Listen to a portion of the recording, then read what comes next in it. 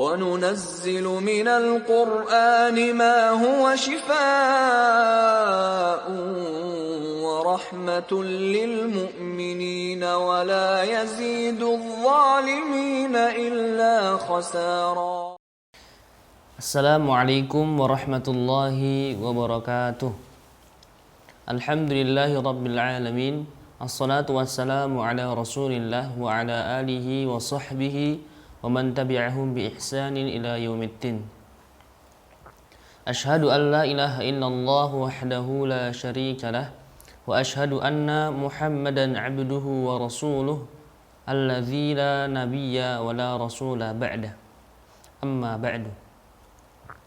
Para pemirsa hafidhakumullah ta'ala, ini merupakan segmen latihan 5 menit membahas kaidah Al-Quran untuk jiwa dan kehidupan.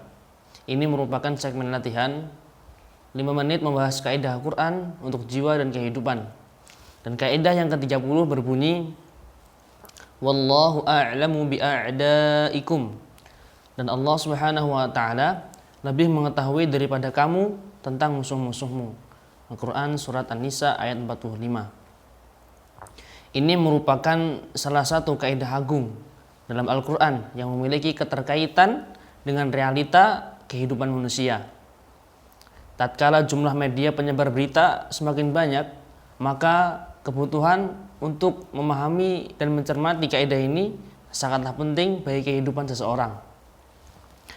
Agar kaidah ini dapat dipahami dengan baik, maka seharusnya kita melihat konteks ayat ini secara utuh yang Allah Subhanahu wa taala telah sebutkan dalam Al-Qur'an. Yang artinya Allah Subhanahu wa taala berfirman, apakah kamu tidak melihat orang-orang yang telah diberi bagian dari Alkitab Taurat? Mereka membeli kesesatan dengan petunjuk dan mereka bermaksud supaya kamu tersesat menyimpang dari jalan yang benar. Dan Allah lebih mengetahui daripada kamu tentang musuh-musuhmu, dan cukuplah Allah menjadi pelindung bagimu, dan cukuplah Allah menjadi penolong bagimu. Yaitu orang-orang Yahudi. Mereka merubah perkataan dari tempat-tempatnya. Mereka berkata, kami mendengar, tapi kami tidak mau menurutinya. Dan mereka mengatakan, dengarlah, sedangkan kamu sebenarnya tidak mendengar apa-apa. Dan mereka mengatakan, ro'ina, dengan memutar-mutar lidah dan mencela agama. Para pemirsa hafidhakumullah ta'ala, dengan jelas celaan ini diarahkan kepada orang-orang yang telah diberikan bagian di dalam kitab Taurat. Dan Allah Subhanahu wa ta'ala telah mewanti-wanti kepada hambanya agar jangan terjebak atau tertipu oleh mereka dan terjatuh dalam perangkap mereka. Dan Allah Subhanahu wa ta'ala telah memberikan sifat mereka kepada kita, yaitu mereka membeli kesesatan. Maksudnya apa? Maksudnya mereka sangat menyukai dan mencintai kesesatan, rela mengorbankan materi yang banyak demi mendapatkan apa yang ia cintai. Para pemirsa hafidhakumullah ta'ala, dan firman Allah Subhanahu wa ta'ala yang berbunyi, dan cukuplah Allah menjadi penolong bagimu. Maksudnya Allah Subhanahu wa ta'ala menjadi pelindung hambanya pada segala perkara mereka dan memudahkan jalan mereka menuju kebahagiaan dan kemenangan. Dan Allah Subhanahu wa ta'ala telah menyebutkan di antara musuh-musuh yang harus kita jauhi, bahkan kita lawan. Yang pertama yaitu iblis. Banyak ayat Al-Quran yang menyebutkan bahwa ia merupakan musuh yang nyata bagi kita. Bahkan sebuah ayat paling jelas menyebutkan hakikat iblis, yaitu inna syaitana lakum aduwwun fattakhidhuhu aduwwa innama yad'u hizbahu liyakunu min ashabis sa'ir.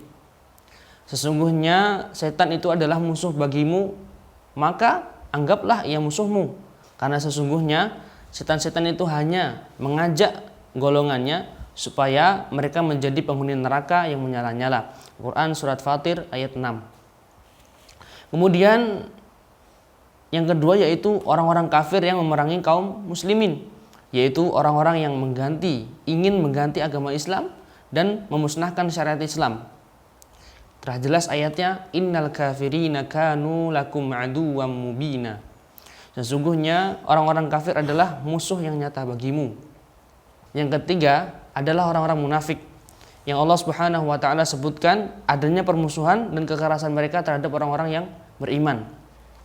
Mereka adalah orang-orang yang menampakkan keimanannya dan menyembunyikan kekafirannya. Dan itulah beberapa musuh-musuh kita di dunia yang Allah Subhanahu wa taala telah sebutkan. Dan semoga kita diberikan kekuatan oleh Allah Subhanahu wa taala untuk mengikuti kebenaran, dan Allah Subhanahu wa taala memberikan kekuatan kepada kita untuk menjauhi kebatilan. Mungkin hanya ini segmen latihan yang dapat kami sampaikan di dalam video ini. Semoga bermanfaat. Sampai jumpa di episode-episode setelahnya. Bitaufiqi wan najah. Wassalamualaikum warahmatullahi wabarakatuh. Rabbi habli hukman wa alhiqni bis salihin.